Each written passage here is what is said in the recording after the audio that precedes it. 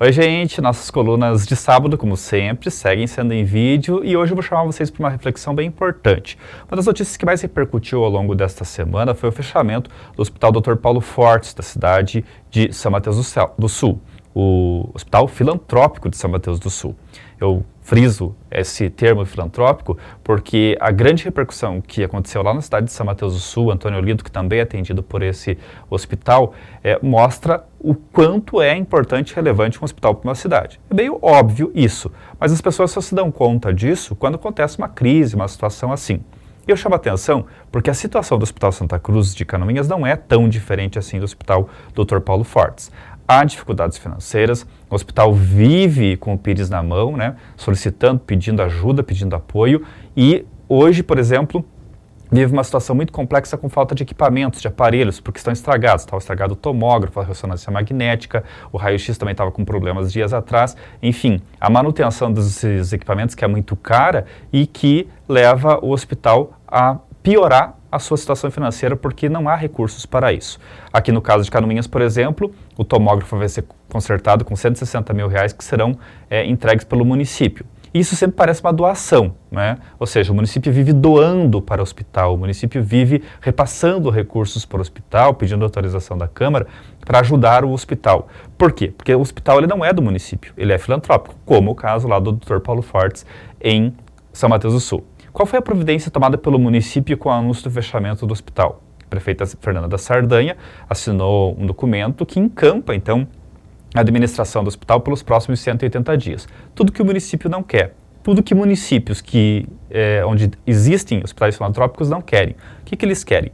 Eles querem ajudar esses hospitais, de preferência fazendo uma boa propaganda política em torno disso, né? E que esses hospitais, então, andem com as próprias pernas, com recursos via SUS, com recursos do Estado e do município, e que gerem receita também com internamentos e exames particulares, que em Canoinhas o CDI é uma boa fonte de renda porque faz exames particulares também. Só que nunca é o suficiente. Em saúde, nunca é o suficiente. O Hospital Santa Cruz tem mais ou menos uns 200 funcionários. Os prefeitos sabem disso e por isso que evitam ao máximo se envolver diretamente com a administração desses hospitais. Sobra aí para pessoas de boa vontade, como é o caso do Reinaldo de Lima Júnior, que é presidente do Hospital Santa Cruz, não recebe nada para isso, da diretoria do hospital, que trabalha toda de modo filantrópico, ou seja, ninguém recebe nada, e dos funcionários do hospital, que esses sim, né, dedicam o dia todo para o hospital, obviamente precisam ser remunerados por isso. Mas o fato é que esses hospitais, como Santa Cruz, como o Dr. Paulo Fortes, como todos os hospitais filantrópicos, as Santas Casas do Brasil, vivem sempre com a corda no pescoço, no sentido de que todo mês é difícil fechar as contas. E, volto a dizer, os municípios que sabem disso não querem pôr a mão nessa cambuca. Aí quem paga o pato, ou quem é criticado, às vezes nas redes sociais, por gente que desconhece totalmente esse processo, né, como funcionam as coisas, são os funcionários, são os diretores, são os presidentes que trabalham voluntariamente por esses hospitais. Isso precisa mudar. Isso não pode continuar assim. A saúde é uma obrigação do Estado brasileiro. E, se é uma obrigação, não tem por que pessoas de boa vontade terem que se desgastar diante da sociedade por uma obrigação que é do governo. Aí o que acontece? No revê em tabela SUS, paga-se muito pouco por procedimentos cirúrgicos, por procedimentos médicos, por internamento. A tabela SUS não é revista há muitos anos, né? E a inflação está aí, correndo solta. Por isso que a conta nunca fecha. Então, o que o governo paga por um internamento, por um procedimento, é muito pouco diante do que realmente custa. E aí a conta não fecha. Então, acaba sobrando para a própria sociedade.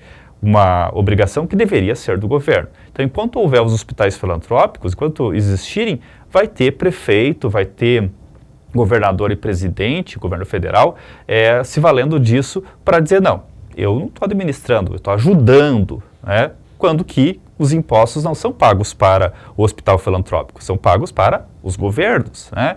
Então, eles é que têm que assumir essa responsabilidade, por mais que não tenha competência para isso ou não tenha pessoal para isso. Essa deve ser uma responsabilidade dos governantes. Agora, em São Mateus do Sul, a prefeita se obrigou e vai ter que encampar porque não tem mais quem toque o hospital de modo filantrópico, né? De modo a tocar esse hospital como realmente um hospital filantrópico. Se isso vier a acontecer aqui em Canoinhas, esperamos que não aconteça para o bem do próprio município, porque eu acho que o município não tem essa condição de encampar esse hospital, mas vai ser obrigado a fazer isso se acontecer de o hospital vir a fechar por conta de não ter mais recursos para tocar toda a estrutura. Aí a gente vai ver quem realmente recebe para isso, porque são eles que cobram esses impostos, Estado, município e União, fazendo o seu dever, que é proporcionar saúde na sua integralidade para toda a população e não terceirizar esse serviço como vem sendo feito até hoje. É importante a gente entender essa dinâmica de como funciona esse processo, até para a gente poder também participar desse debate que é super importante e muito, muito oportuno, especialmente nesse momento que a gente vê aqui, a 40 quilômetros da gente, um hospital filantrópico fechando as portas. Excelente semana para você, até a próxima.